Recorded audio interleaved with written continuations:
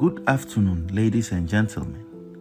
Today, I stand before you not just as a journalist, but as a witness to history, a child of Ghana's turbulent past, and a soldier in the fight for truth. Yesterday, in the Essex County Superior Court of New Jersey, an 8-member jury delivered a unanimous verdict holding Kennedy Agyapong, former Ghanaian MP, liable for defamation and awarding damages of $18 million.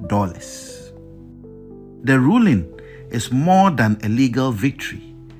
It is a profound affirmation that truth matters, that justice is not a privilege of the powerful, and that the arc of history does indeed bend towards righteousness.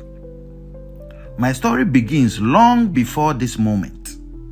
I was born at the 37 Military Barracks in Accra, the son of the soldier who served in an era where power belonged to those who wielded the gun.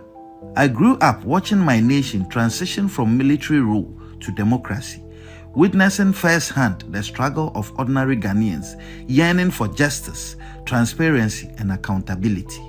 When Ghana finally embraced democracy, I knew that safeguarding it required more than just laws. It needed the unyielding courage of those willing to hold power accountable.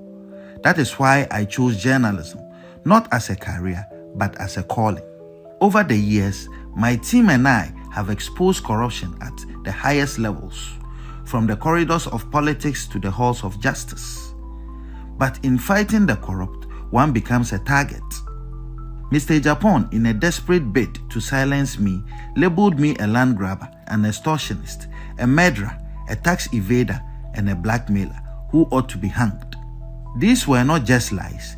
They were calculated attempts to destroy my credibility and put my life in danger.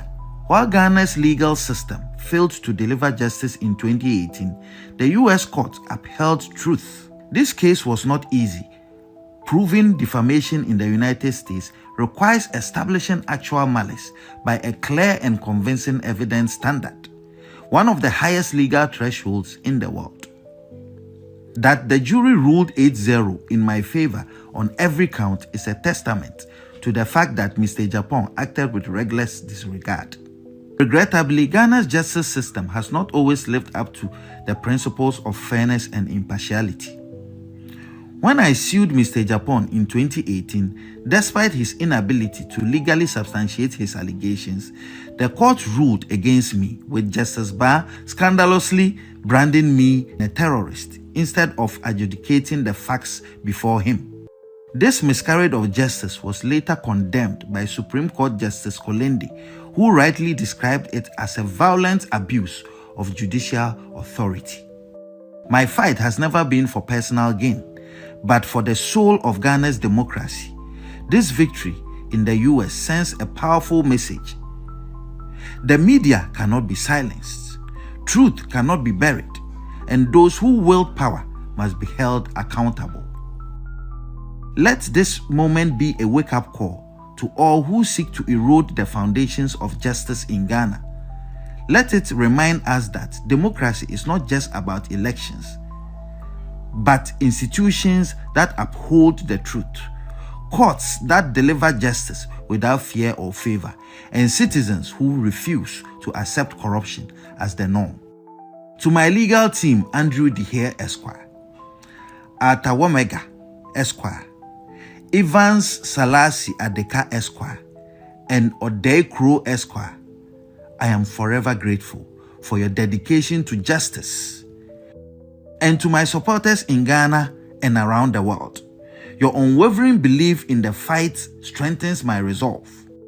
The battle against corruption continues. We will name, shame, and jail. Ghana deserves better, and I will never stop fighting for a future where justice is not a privilege of the powerful, but the right of every citizen. Thank you.